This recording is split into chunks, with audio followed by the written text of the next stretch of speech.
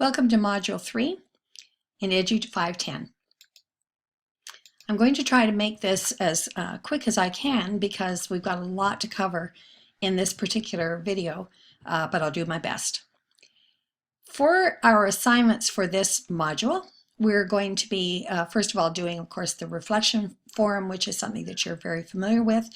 However, this time, because of the second assignment, your responses, while they're very welcome, and I certainly am enjoying reading them, they're not required this time because you're going to have a fair amount of work to do for the second assignment, which is the first set of article critiques for a two-part assignment in which overall you're going to be identifying 15 articles. But for part A, you'll be glad to know that you'll be identifying 7 articles. And of those 7 articles, you're going to be writing a critique of 4, and you're going to be providing reference and brief comments for 3 of them. You can see a description of the assignment in your syllabus. You can check out further information, template, an example, etc. For the article critique at the article critique link. And you can find more information as well under the link for Module 3 that has all 3 aspects of the module that you usually click for information. I also have included the information with your submission of assignment. So there's various ways in which you can get the information that you need. Briefly, you'll be, as I said, picking 7 articles from research and professional literature. You will write a critique of 4 of them. However, 4 of them that you're going to be writing a critique of must be peer reviewed. So that's an important consideration when you're considering all 7 articles. So you're going to then go into the library database, for example. You can click peer reviewed as one of the criteria for your search, and that will help you then to be sure that you've got peer reviewed articles. Not all articles that will come up will be peer reviewed. It may be that that's not the policy of that particular journal. It may be a professional journal that doesn't require reviews and so on. So it's going to be important that you identify that it's peer reviewed. And when you're writing up your critique, you're going to need to include APA formats for citation and reference. And if you're wondering what that critique might look at, go back to the article critique link and you'll find an example there that you can actually click and read through. It happens to be an article by a couple of friends of mine that I went to OISE with. So that was kind of interesting for me to find that. Great pair and great article. So I think you'll find that quite interesting in thinking about how you might construct your critique. Your other 3 articles, then, you're going to provide full references for using APA, as well as 2 or 3 sentences considering the relevance of the article to your topic of interest. And of course, you've already begun to identify what that topic of interest was in Module 2. For our reading this week, we're going to be not looking at Creswell, unlike other weeks. We're going to be looking in particular at an article by Ivana Lincoln and Egan Guba. It's actually listed the other way around as far as the author listing, but they work side by side and equally, so it really doesn't matter. Ivana Lincoln is a very well-known scholar. She writes, or did write, with her husband Egan Guba, who unfortunately died in 2008, but she writes with him and a great deal. So you'll find a lot of books and articles written by the 2 of them. She does her own writing as well, and she often writes with Egan, Professor Egan, and she's going to, you'll find lots of books and articles and so on written by the 2 of them. But this particular article is written by Guba and Lincoln, and it's an excellent article. Not easy. It's, it's something that you really need to be thinking about carefully as you're reading it. You don't want to be reading it while you're watching TV or something, but nevertheless, it's an important article and one that would be really important for you to have a look at. Okay, so in the article, we're going to be looking at particular kinds of terminology. And I'm in particular concerned with 3 kinds of terminology that you may have encountered in other courses, but I just wanted to be sure that we were on the same page around these particular concepts. The first is ontology. And ontology, I should preface this by saying that all three, if you looked for articles and books, could fill a whole library. So I'm not doing them a huge service by looking at them so briefly, but hopefully this will be helpful. Ontology is really around the nature of being, what things are, what is the essence of the thing itself. And when you're considering that, for example, when you're looking at what is the essence of a table? What is the nature of being a table? What is the nature of being a chair, a book, etc.? What is the essence of the thing itself? That is, you're looking at the ontology of what is. And so it's, in a way, it's identifying or enabling you then to differentiate a table from a chair, for example. When you get into concepts that are more esoteric, like love or equity or teaching, etc., it becomes much more complex. So when we're looking at this,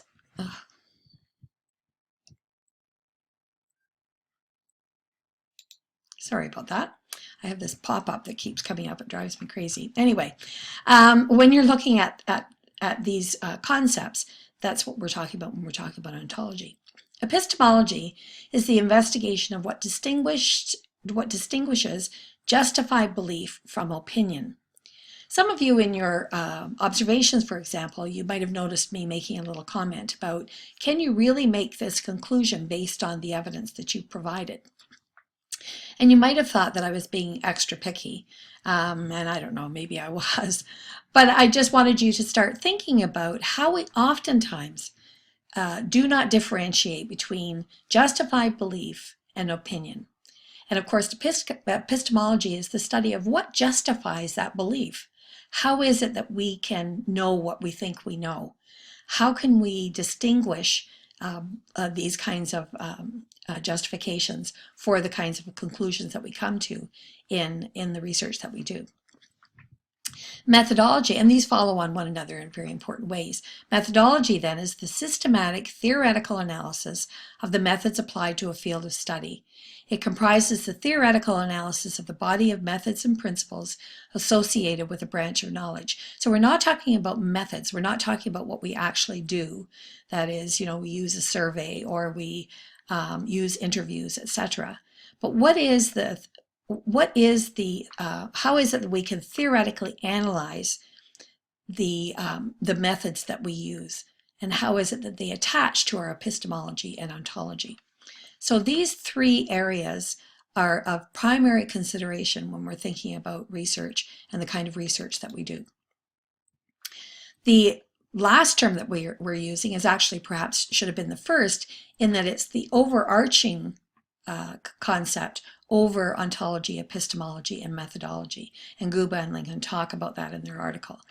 It's a distinct, what is a paradigm then? It's a distinct set of concepts or thought patterns.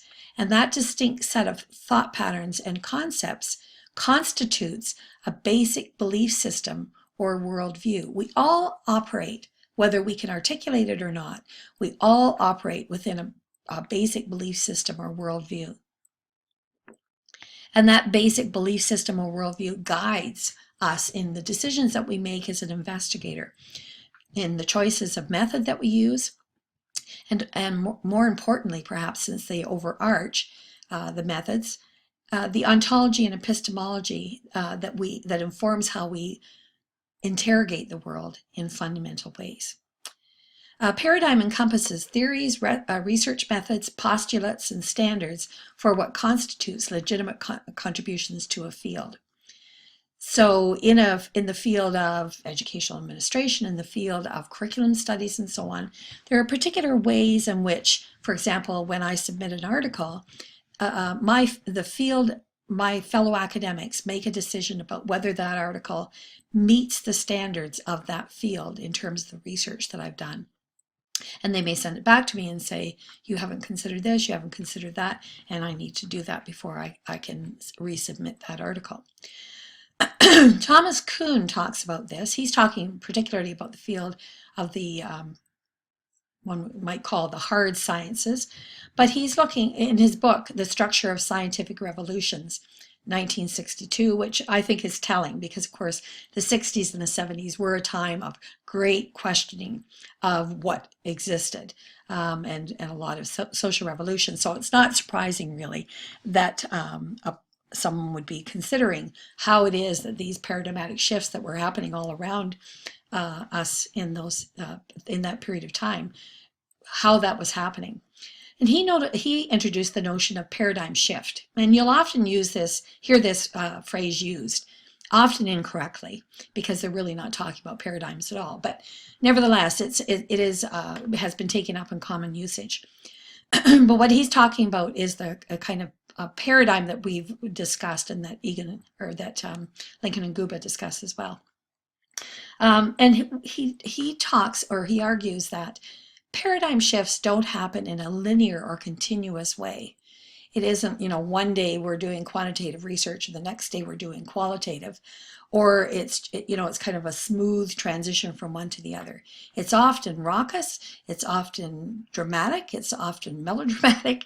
It's not smooth and continuous. And I'll give you an example of that in a minute. Because as you open up new ways of thinking about phenomena, then that validity of those new ways then is questioned. And so, I submit an article using qualitative methodology and the dominant paradigm is quantitative. How is it that my work will be judged by my peers? How will it be seen as valid? Will it be accepted or rejected? And over time, as this conversation continues in lively and very spirited ways sometimes, slowly things will be accepted and some will continue to reject. But over time, a consensus begins to build that this particular kind of research is okay.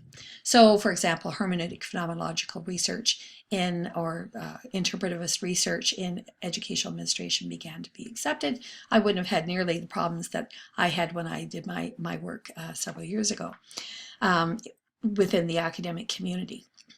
So these competing paradigms then can be seen as incommensurable. And so this creates tension. And in many ways they are, as Lincoln and Guba suggest in their article, there's real difficulty bridging that gap between positivism, post-positivism, and critical and interpretivist. That chasm is very, very wide. But there are those who argue, and argue quite eloquently, that you can use them to inform one another, but as paradigms, they are incommensurable. So I'll give you an example of Tom Greenfield. Tom Greenfield is a scholar who actually did his PhD at the U of A. At the time, he became an expert in doing quantitative research. He was well known in the field of quantitative research, used often as a consultant. He became well known in his field. His writing was in this area. When he went to the U of T, he continued with this work, and then he had a sabbatical. He went to Europe. He studied European philosophy. Apparently that was an interest of his that he had developed. And he came across what broadly is called interpretivism. The Romantic philosophers they're sometimes referred to. And when he thought about what he was learning in relation to his field of study, he began to see that one could think very differently. One could move into a different paradigm. One could shift paradigms in thinking about the field of educational administration. And so he began to think about and write about this field in this particular way. He gave his first paper in I believe it was 1979. I could be wrong about that. But he gave it in Bristol in England at a large conference that was attended as well by Daniel Griffiths, a well-known quantitative researcher in educational administration in the United States, highly influential. He attended Tom Greenfield's presentation, and it must have been compelling because it really called into question much of what Griffiths had been doing. And there was, to quote those who attended, a bit of a shouting match that occurred. It was a very, very lively discussion that occurred between these two scholars who came from different paradigmatic positions, both of them rather powerful. And so, although Griffiths was much more powerful, had a much wider audience in the United States, of course. So from that point on, you'll find it difficult, for example, to find books by Tom Greenfield because he couldn't get published. His articles were published in some journals. There were some collections of his papers that were published especially in Australia and the UK, interestingly enough. Never in the US. There were very, very few scholars who took up his work, few. Most of them who were critical scholars who were starting to emerge in the US. And so this paradigm shift occurred actually right about the time it was starting to really take root at the time that I started my master's. And so you can begin to understand why the tensions were still there. So it's just an illustration of how deeply felt, how deeply seated these paradigmatic shifts are. All right, just to move along very quickly then, let's look quickly then at the kind of construct or skeleton of the Guba and Lincoln article. They, of course, consider this paradigmatic shift from quantitative to qualitative. And they look at, and they argue that the quantitative paradigm was largely dominant and continues to be in many ways, whether in the physical or the human sciences or the social sciences, we might call them. And that continues to be the case. So, for example, a highly influential field of study in education would be psychology. And psychology still, to this day, is highly dominated by quantitative research. That's not to say that qualitative doesn't occur.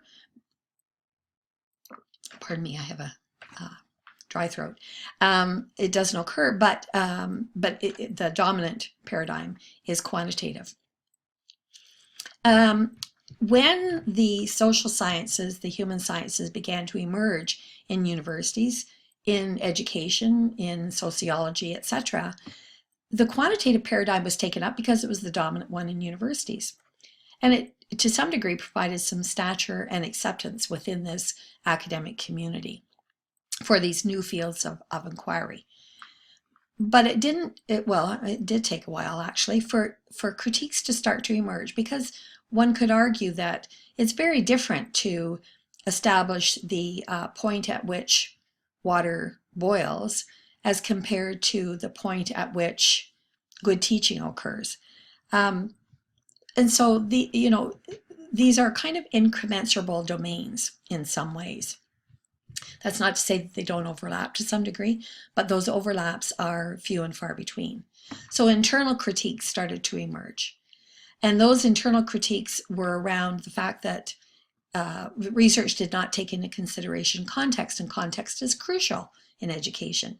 It excluded meaning and the meaning and purpose of education. And when we think, for example, of the Hostetler article talking about educational research should have meaning. It should make a difference. This disjunction of grand theories from local contexts, because the work needed to be generalizable to all contexts, quantitative work that is. Qualitative work, on the other hand, offers the opportunity to look at the particular rather than the general.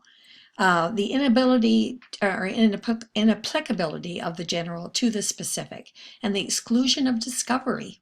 That with quantitative work, you start from what you know or what you think you know, and then you go on to prove it. Whereas in qualitative work, sometimes you don't know exactly what it is that you're going to find. You have no idea, really. So you introduce a general area or a general question. You kind of set a direction, but then something may emerge that you didn't expect at all that changes the research entirely. And so the critique was that quantitative work didn't offer that opportunity. The external critiques, Guba and Lincoln argue, were even more important. These are the more heavily philosophical critiques around the theory-ladenness of facts, the underdetermination of theory, that theory underdetermines context, for example, the value-ladenness of facts, that facts when we take them up, as you found out when you were doing your observations, are attached to values. They're attached to our beliefs. They're attached to belief systems and worldviews. And people with different worldviews may look at the same set of facts and ask different questions of them or see different things within them. They also, one of the external critiques was the interactive nature of the inquirer and the inquired, and how they need to be thought of as intertextual rather than separate from one another. So both sets of critiques were influential, but the second set proved to be the tipping point for paradigmatic change. So the nature of paradigms and what do we know about them? And they conclude with this, and I'll talk about this in the next couple of slides. First of all, we have the ontological, epistemological, and methodological questions that attach to each of these positions. But they stress some caveats around the whole notion of paradigms. That is that you can't prove within a shadow of a doubt that quantitative research is better than qualitative research. They come from different domains. So it's like comparing apples and oranges. So none are open to proof in any kind of conventional sense. Each represents the most informed and sophisticated view of its proponents. So over time, this is what we know about a particular kind of quantitative research. This is what we know about a particular kind of qualitative research. This is the most informed and sophisticated view of those who do that kind of work. And that becomes, in some senses, the standard by which it's judged. But all of these views are human constructions. They have been developed by academics and scholars over a period of time through trial and error, through review, etc. And all must rely on persuasiveness and utility rather than proof in arguing its position. So if you're arguing that you are going to be using quantitative research for a particular research study, then you need to be persuasive about why it is that you've chosen that method and what it's going to offer you that other methods cannot. And that's how you justify the kind of research methodology and methods that you use. So then they go on to take on positivism, post-positivism, critical theory et al. And I would argue, and I think others would argue, that postmodernism and post-structuralism are a different kettle of fish in some ways. But I think they are in many ways commensurable to critical theory, so I won't argue about that. Just to add that as a little note, that since they wrote this article, I am guessing that there might be some movement around that. And then the fourth category is constructivism, naturalism, which comes out of interpretivist tradition. So you'll sometimes hear it called constructivism, sometimes naturalism, sometimes interpretivism. They all have a slightly different meaning, but they're very, very close in their characteristics to one another. And in the rest of the paper, then, we talk about basic beliefs of received and alternative paradigms, an interparadigmatic kind of analysis between these four paradigms, a cross-paradigm analysis, which is very interesting, and then finally, and I think in some ways most interestingly, the implications of each paradigm's position on selected practical issues. So they talk about what is the nature of knowledge. And of course, this has implications, right? Because the nature of knowledge for me comes out of my worldview. It comes out of my life experience. If someone has a different worldview, for example, there's been a lot of very interesting research around indigeneity and indigenous worldviews. And that has implications then for how it is that you construct your research. So how is a body of knowledge constructed then based on that body, the nature of that knowledge? And that has then implications for the kind of work that we can have a look at. When quantitative research was the dominant paradigm, that's what I had to read, even though it wasn't speaking to me and what I wanted to look at.